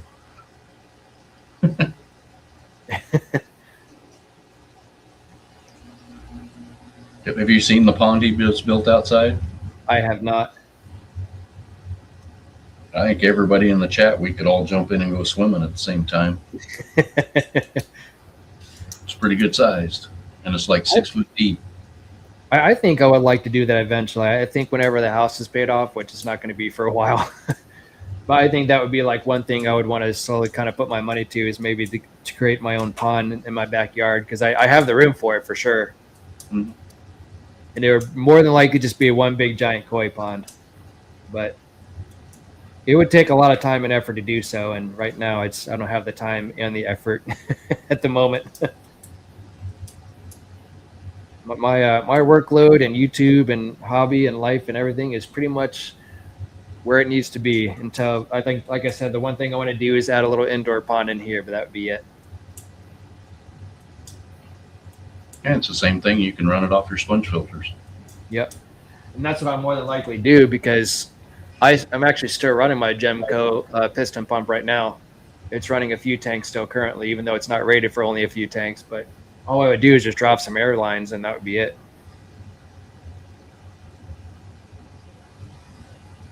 M&C's is maybe 15, 20 foot deep. Oh yeah, his big pond is like an acre. I mean, What does he have in it? Just koi, or? that's where the paddlefish is, and koi and Okay. bluegill and snapping turtles and whatever gets in there. I've found some stuff on Marketplace too, some like totes and stuff, but it seems like everything that goes on Marketplace, it's usually gone pretty quick, at least around here. Or it's some ridiculous price. Yeah. M&C runs his fish room off an old silent giant air pump from the 70s. Have you seen that, Curtis? Yeah, I have. Have you ever seen one? No. They're actually packed full of sand. That's what makes them silent. Oh, wow. Okay. So if you take it apart to put new diaphragms or anything in it, you better be doing it on your table in a nice clean area, because when you pop the top off, you're going to have half a pound of sand. And then you have to like stuff it back in there after you're done. Yeah, you have to put it back together a certain way. But I don't know that he's ever had to rebuild it. Those things run forever. And we looked them up one night just when we were talking about them. You can still buy them. That's amazing. There's still a company that makes them. Yeah, the Gemco website, they're really good company, but man, their website is like really old school. Like I feel like they haven't updated their website since they first started it. Yeah, I don't think so. But I mean, if you call them, because that's the only way you can ever order something, is if you call them. They're like some of the nicest people I've ever talked to. Yeah. And they know their stuff too. That's a good thing about them. If anyone ever knows any history with Gemco, is you call them, you tell them what size their fish room is, how many tanks you're doing, and what you're looking for, and they'll pair you up with something exactly what you need. Yeah. It's really nice. Aquabid was that way forever. Everybody complained about the website because it was 1980 looking. Yeah. And then it crashed for whatever reason. I mean, I read his email that he sent to everybody, but then he popped up a new one, and it's a nice, fresh website, and people are complaining because the website changed. And it was just like, well, you were complaining about the old one. Now you're not happy with the new one? Like, come on. I'm not happy with the new one. Looks just like a store where it shows you all the pictures, and you just click on the picture. And you can sort it by country and sort it by what type of fish and all kinds of stuff. Mm-hmm. Everybody complains. Zen said Gemco's website was made from dial-up. Might have been. Yeah, I remember dial-up. That was it's crazy how long we've come in today's world. If you think about it, because I remember the days of dial-up whenever you got like AOL and you would tie up the phone lines and you couldn't do both at the same time. Mm-hmm. Crazy. That's like people ask me about my cell phone, and I tell them I've had this phone number for 27 years. Because that's when I got my first cell phone, and it was that great big one that you wore on your waist. Because Yeah. my wife was pregnant at the time, and my son's 27. Hey, That's how well, I that's good. and I've had the same phone number ever since. Yeah, that's cool. Yeah, I've had this. I've never changed my phone number. I've had the same phone number since I was, what, 17, I think, when I first started driving. So,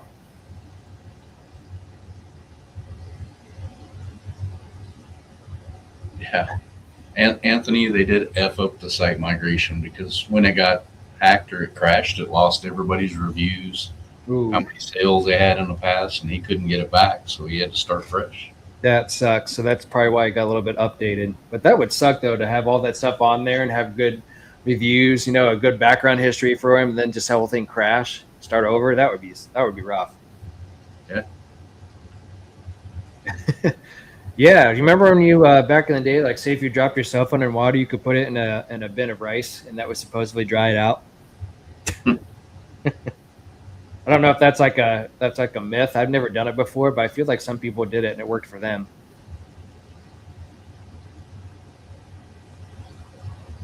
Yep, but when I've had the same phone number since I was at 17. So now you get a cell phone you can put in the water and it doesn't matter. So. yeah, I did that on vacation once. I did a test run on it, and it worked just fine without no. I had a case on it, but didn't have like any waterproof case or nothing. I was able to record underwater, and it just said, "Hey, just let you know that." I think all I had to do was put it like in a water mode or something like that, whatever that entails. But it worked just fine. I haven't done it in a while, but I I've did it in the ocean. I haven't tried it. Yeah, it was a risky move on my part, but I think the only thing I had to do is I couldn't do it for a long period of time. I think it was only rated to do it for like maybe like a little bit of time. It's supposed to kind of match, like say if it got rained on, then it would give you a notification saying, "Hey, your phone is wet. You should turn it off." And that's what I ended up doing. I had it in the water for a few minutes, did some recordings of like the fish that was in the ocean, and then I turned it off and let it dry. And then I turned it back on, and it was fine. I watched Whip do it one day. I swear he put it in the Ziploc bag and stuck it in the tub on his deck. It was a little distorted of a view. Okay. Yeah, I think the Ziploc bag wouldn't work as good as like say like a GoPro, obviously. But I mean, like even like if you had like those official, waterproof bags that you can put on, I still don't think like you would still see a little hue of like the plastic that goes over top of it. Mm-hmm. Apparently, rice works for drying out your phones. I've never done that before, but No, never had to. no, me neither. And Lumi, I haven't dropped mine in my pond. I always leave it on my patio. Most of the time when I'm out in the yard, I leave it on the patio. Yeah, I don't I've need done to that. run over. I don't need to run over it with a lawnmower or nothing either. Yeah, I've only taken my phone on the lawnmower a select few times, but the only reason I did is because it was in a secure pocket. I just don't trust myself enough to mow the yard with my phone. Yeah, I always just set it out there by my. I have a little refrigerator with a TV on it, and I just set it right there, and it's like it's safe. Yep. It's safe. It's safe for me and my garden hose and the pond and the buckets Yep. and me mostly. What did they? I just saw something. Oh, Zen was saying doing smoke signals or Yeah. two cups in a string.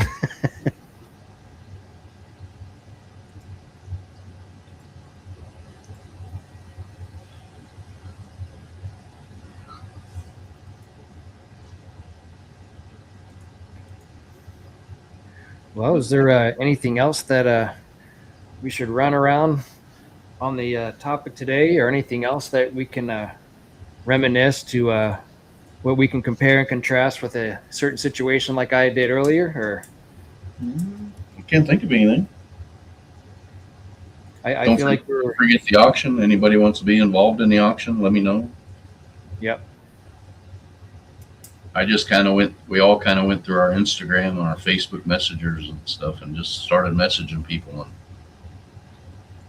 we're probably close to about 30 people right now. Okay. Yeah, that's a good number then. That's why we're planning on 2, because we don't want to try to cram. Who knows how like many? 100 people into one live stream. Yeah. That won't be good for anybody, especially not me. Because I'll have to track it all, and that's just going to be a big pain in the butt. Yeah. I think I'm just going to hang out on that live stream and be entertained. But I'll definitely hang out. And you might be. We're going to slowly drag like Big Steve into live streaming and a few other people. Okay. June wants to know best bucket filter. What would be your best bucket filter? I'm going to go with what Zen said, the box filter. Mm-hmm. Because you can put your polyfill in there. Yeah. Because the sponge filter. Say, yep, use the airline. That's giving me my thought too. That's where my mind went too. Yeah, I like box filters, and Gemco has probably the best ones in the market. Yep. I'm just so lazy. I hate cleaning it. When I walked in Greg Sage's basement, he's got one of those plastic roll around carts. Uh-huh. The whole top of the cart was covered with them, and he was changing them through all the tanks, and then take them over to the sink and clean like 100 of them. That's a lot of work. And I was just like, no, I'll stick with my sponge filters. No, Yep. Not me. Take them out, squeeze them out, and put it back in. Easy said and done.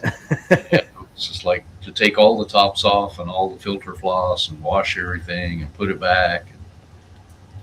So a canister filter is essentially a small sump I don't have any knowledge for sumps, so I don't really have much to say about this topic, I guess. But I guess that would be the only downfall. Even though I love my canister filters, it is not that I'm saying that I'm lazy either, because I do my maintenance, when I need to. But in a nutshell, I think that's the only downfall is like with canisters, they do take a little bit of work and a little bit of arm strength to take them apart, lift them up, especially if they're FX6s, you're basically lifting up a whole 5-gallon bucket of water. So you got to have a little bit of strength to you. But You don't drain yours with that valve on the bottom? no, I just kind of haul them away. I honestly could probably just attach that hose, put some connectors to it, and then just put the drain straight into the drain, on the bottom, and that would probably help. I just kind of manhandle it. Yeah.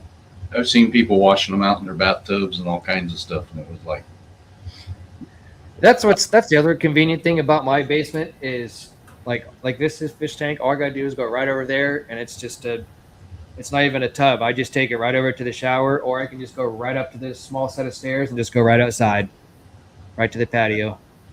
yeah. Easy. Yeah, me too. I just go right over to the sink. And then there's a full bathroom right here too. There's a shower, tub, toilet, all that's right there. So. It's very convenient, and like the shower is like a stand-up shower over there too, so I can just run over there, walk over there, and do everything what I need to do. But you do have me thinking though. I should probably use that bottom valve on the FX6s to make it a little bit easier on myself, right? Yeah, I mean, they put it there to help you. So I never really use it, but I did do a video on how that whole water change thing works. That video actually has quite a bit of views, but I need to start getting some connectors, and I just drain it the way that I probably should. But make it 20 pounds lighter. yep. Yeah, just like was June was saying, it's kind of using only the FX6s makes an assembly line.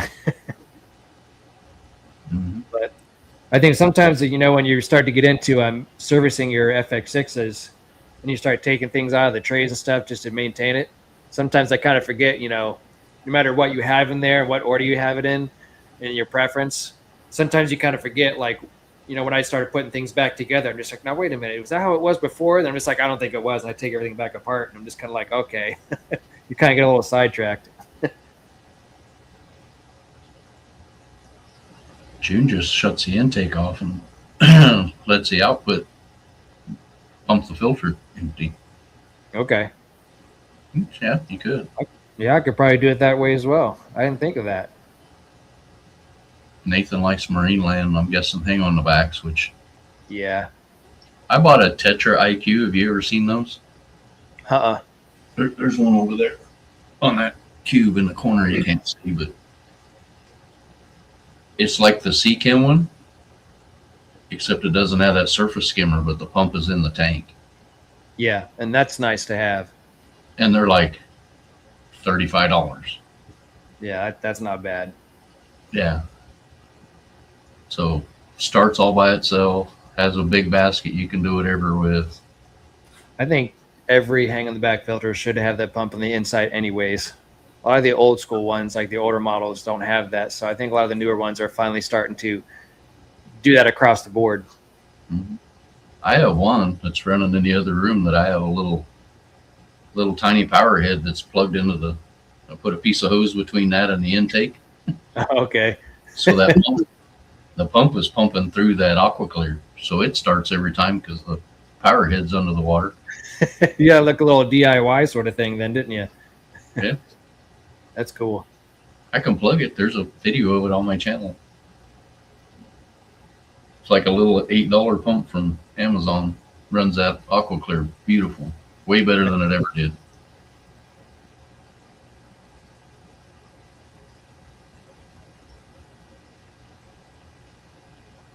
An FX2. Well, I'm going to have to do what June said. I'll just leave the pump running, and then I'll just shut off my intake and just let the water get pushed out until it gets bone dry. I guess, June, is there a certain time to where you just, I guess, hear to when you know it's about empty, or I guess till it's pushing air, and then you just shut it off? I don't know if that would like... You can probably hear the difference, all right? Yeah. That's kind of like after a while and you start looking at it and hearing it, then you're like, okay, time to unplug it sort of thing. I wouldn't think that would lessen the longevity of the motor, I guess. You just wouldn't obviously want to have that thing running for longer than a second or two.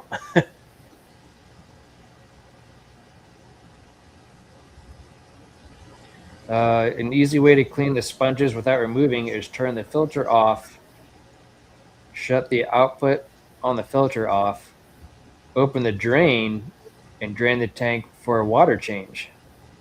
Oh. June, are you talking about that valve on the bottom, I'm assuming, right? Yeah, so if you had that, your fittings, you could run that over to a drain and just drain through the filter for your water change. That's something I did not think about in my video too. So I could maybe do a video on this then. That would be kind of interesting. Yeah. I like the way that June's thinking. Mm-hmm. Just clean your sponges and just shut off the outtake and just run the filter through the intake and then open up the bottom filter. I bet you get a whole lot of crap out of there then. At least dirty water and whatever else. So yeah, all the muck that's in the bottom will probably come out. Yep. Oh yeah, lift slightly and you'll know too in the drain plug. Okay. I assume, June, that you know from experience on this then. That's the only way you'd probably know. So that's very interesting. I'm gonna have to try this next time. Yeah. Set your camera up and do a water change through your filter. Yep. That'll be cool. I'm not a canister guy, but I watch a bunch of it. Because I love mine. You never know what, like my 200 out there, whenever I get ready to do that, I got to put something on it. And I don't think that a couple of sponge filters are going to cut it in the 200. No. But I could do that. I mean, I could run a hose in here and drop it in my drain and basically let gravity do your water change for you. Yep. That's perfect. She's got 23 of them. Holy smoke. What are you doing? Wish you had 2 or 3 on each tank. Yeah. Are they all running, June, or do you have a couple spares on hand? I don't think any of them are running because their house burned down. Did you not know that? I did not know that. Yeah. That's why she was asking about the bucket. She's got fish in the bucket. Oh, So man, I'm sorry to hear about that. I don't know the whole story, but she's going to build a new fish room. Okay. In like in a basement then? Don't know. Hmm. I would. I tried to buy a aircraft hangar one time. My wife wouldn't let me do it. I told her we'd have the house up front. You've seen a barn dominium, right? I don't think so. They build a house on like a big ass barn Okay. Yeah, I haven't seen this then. or a great big metal building. They build this real fancy house on the inside of it. I was just going to do like a third as the house. Her craft room and my aquarium room could be in the middle, and then we could have all our cars on the end. I got vetoed. Boo. Ooh. Yeah, she's like, "What are we gonna do with this 150-foot long building?" I was like, "Oh, You only knew. if you only knew." House build starts next week. Yeah. So with the house burned down, then I'm assuming that insurance would cover for that. I would hope so. Hey, Whip. What's up, Whip? I was I on think- your live stream for a little bit before we got on here. Yeah, I was listening to it. I think insurance only covers parts. Like it'll cover your tanks, but it doesn't cover inhabitants. Oh, okay. That would So- be unfortunate. If you had a big saltwater tank with $10,000 worth of corals, you'll probably get a new tank and a light, but you're not going to get anything else in there. You know, as much as I like looking at saltwater fish and all their setups and stuff and how beautiful they are, the amount of time and effort to like build a saltwater aquarium, and if you really want something that's going to be really, really pristine, really beautiful looking with the coral reefs and stuff, man, I would just be devastated if something were to happen, you know, whether it be a power outage or like, for example, like a house burned down or something like that. It would be bad. And especially like if it's not covered under like insurance and stuff, and just think how much time and effort and money and everything you'd spend on that just for it to have to start all over again. I love mine because after you get into it, it's like freshwater. You can go with your fancy heaters, all your pH meters. You can go nuts in saltwater doing the same thing. But when it all comes down to it, I had a sump, and I basically had live rock in the sump. I had a skimmer, I had a return pump, I had a couple wave makers in the tank, and I had a good light. Okay. And you just change water, just like fresh water. Just change water. Well, that's easy. You don't replace like, do you have to add a certain amount of salt then to it or? Yeah. Okay. But you can buy a 50-gallon mix of that for like $25. Okay. So yeah, it costs a little more because your water changes cost more, but you don't. Yeah.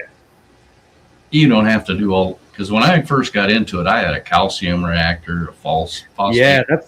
that's what I was thinking about, like an algae scrubber, a calcium reactor, that sort of thing. So You don't need none of that. Yeah, metal halide. Metal halide's the. I'm gonna say it. Metal halide's the shit. If you ever see one as a light on an aquarium, you'd be like, oh my god. I have not. But you can also stand out behind your house and watch the meter go zing, zing. All right. Because the cheapest one that I had was 175 watts. Oh, wow. And most of them are 250. And you have to buy a new bulb every year for about $100 or more. But wow, the light that comes out of it, Like You- powerful. you can see the shimmer of the blue water. Oh, that'd be cool. Mm. That has to be like super bright, you know, and you can like just see like every little ripple in the water, you know, because of how bright the light would be. Yeah, if you had one in your fish room down there, everybody that walked through there would instantly go, whoop. Yeah, you can get a tan from it. I got a tan from it. Really? That powerful, huh? I got a sunburn from it because mine was in a hood, and I just lifted the hood up, so the bulb was looking like right at me, and I'm cleaning the glass, moving rocks around. You And know, that was I had a V-neck shirt on, and it actually sunburnt my neck, crazy. like welder burn. Before I decided to temperature control my fish room, I was looking into something similar to that as to what would be the most cost-effective way to do it. And that was like one of those things that they actually like those lights could actually help heat your fish room too if you had enough of them in your room. Oh yeah. I decided to not go that route, but it's essentially like what Jeff's or like Jeff said, it's like daylight inside. It's what it would feel like. It's super cool. I had 4 fans built into the hood. So the fans came on before the light ever did. Oh, nice. Then they stayed on like an hour after. Yeah, so that way you don't get the massive heat, right from the get-go, that it's already cooled down and comfortable. Yeah, I never had a heater in that tank because it stayed 77, 78 all the time. Yep.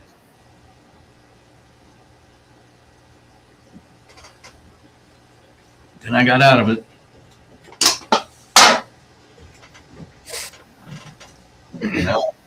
Now, like I was talking to Big Steve the other night, and that guy's got cuttlefish, all kinds of. He's got seahorses, and I'm just like, man. I think seahorses would be freaking sweet. If I don't know if I'd want to do that, in my first saltwater tank, in the far future, because at some point I will do one. But man, to do seahorses in the very beginning, I don't know if I would trust myself enough to do that, because I can imagine those seahorses are probably really expensive. And you basically have to feed them live baby brine every day or something similar. Okay. Lobsters or something every day. So you'd probably have to have another tank just to have on hand just to feed your seahorses. Yeah. My thing was, and Steve got one. That's what he was telling me the other day. He bought a dwarf lionfish, which you've seen the great big ones, right? Yeah. You can get like Florida. They're like almost like too common. Yeah, but you can get dwarf ones that are only like 4 or 5 inches. Okay. They look just like them, act just like them. And he bought one the other day and is like, man, I had one for like 12 years. And you can feed it by hand. The lionfish? Yeah. Okay. Yeah, they're really pretty fish, but my dad was saying in Florida that like some of the lionfish, that there's so many of them that they actually started like, I don't know if not really killing them off, but like for a lost bit of terms, but I know that they were like becoming they're paying people to go out and kill them. Yeah. Okay. Yeah. That's what I thought. Just like they are the snakes. Hey, Nancy B. What's up, Nancy? It was great to meet Nancy too. Yeah, that was the first time I met her as well.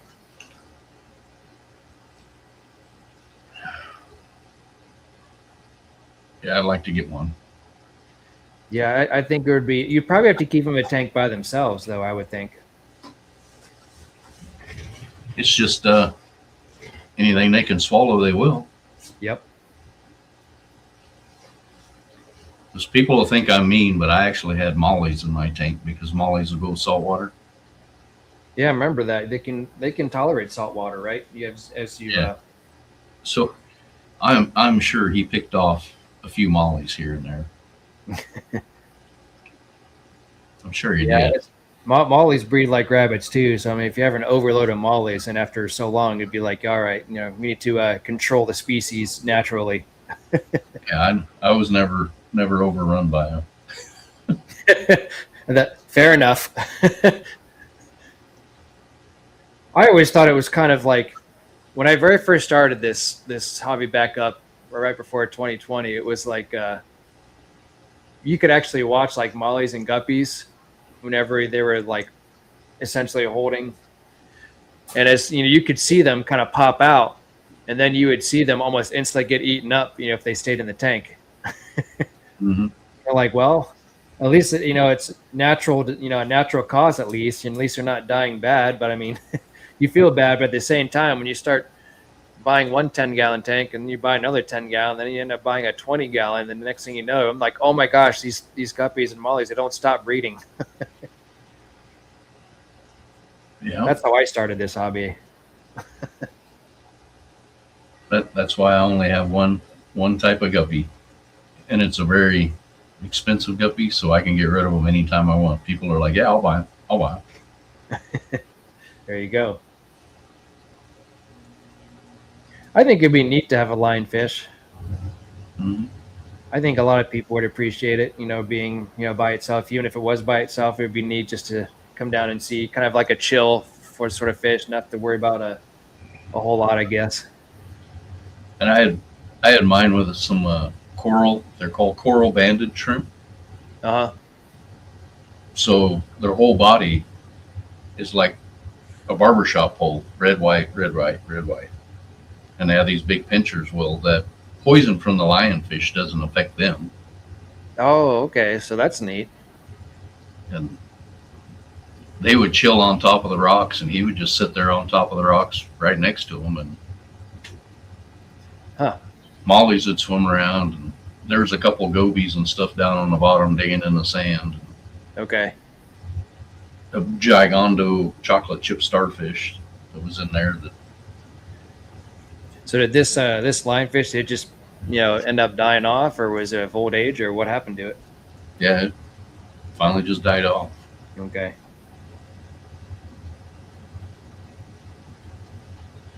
Another, it kind of like, well, I had two teenagers and a 10-year-old.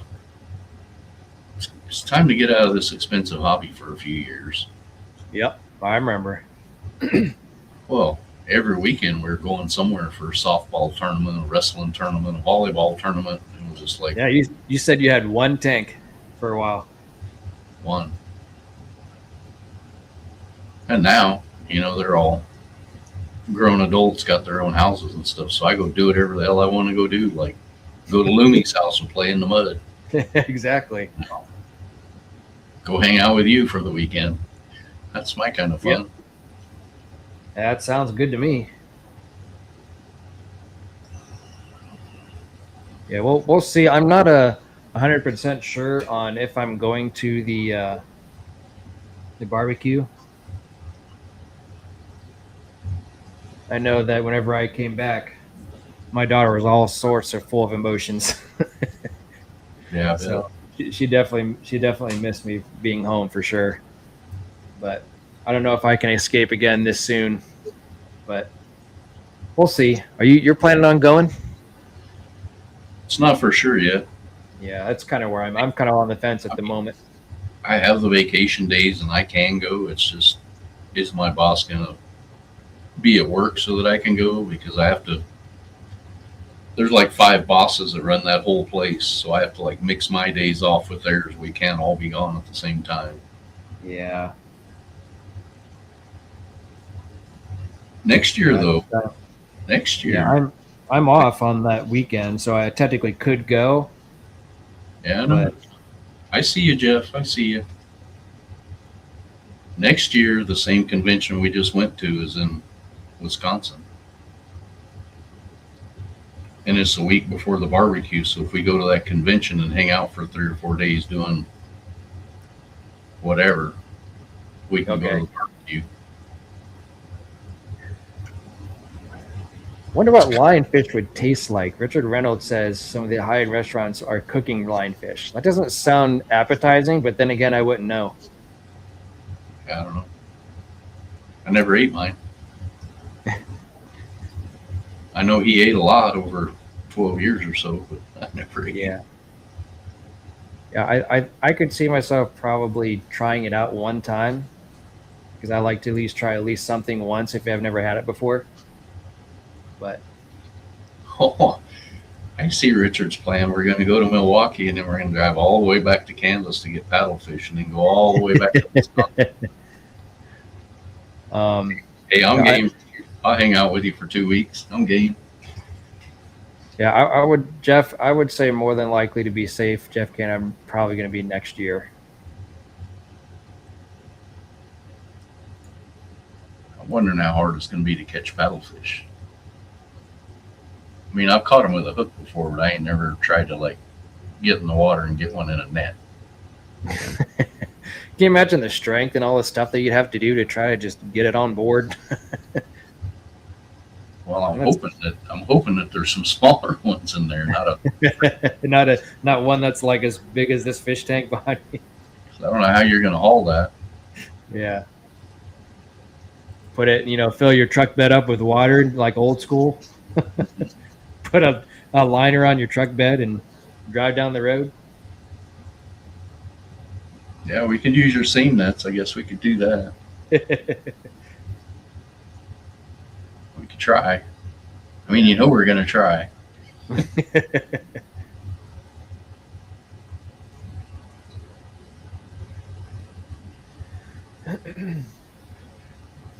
Next year, I'm pretty sure I'm going to Dallas in April. For Aquashella? Yeah. Okay. That one's usually a pretty good turnout, isn't it? It's usually one of the biggest ones. Okay. You get all the big names out there, too, from YouTube. Mm-hmm. And it's the closest one to me. So. And Michael will be there, and I'm pretty sure Alex will be there. So. Jake, there is a line that I will not cross. we got to think in fish terms, not, anything past that. Yeah. You got a 100-gallon Arctic cooler. Yeah, we're going to have to go after some baby ones. Yeah.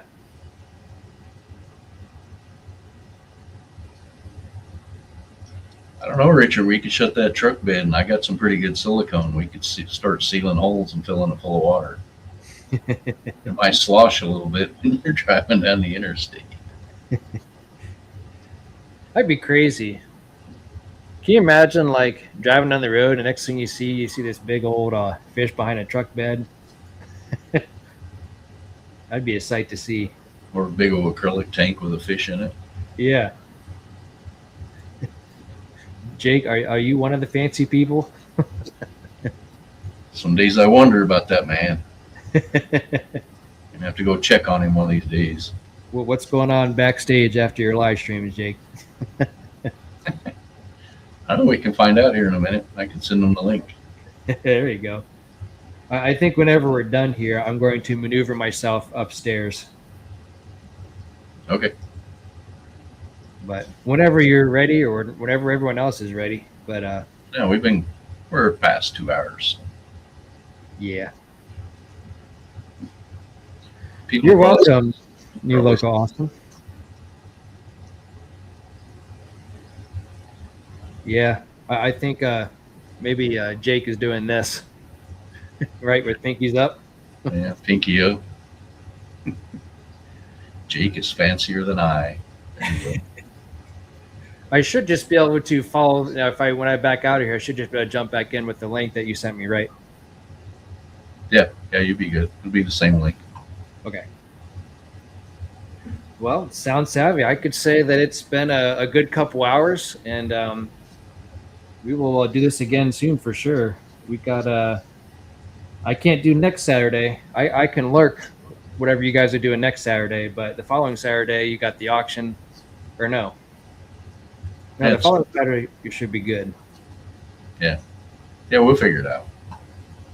Alrighty. Well, thanks everyone for joining in on this live stream. It's been a pleasure. And be safe, be happy, be healthy, and take care of yourselves. And that's all I have to say about that. What about you, sir? I go back to my old vibe streams about love your friends, love your family, keep them close to you. Absolutely. Always and forever. Yep. Take care, everyone. Bye.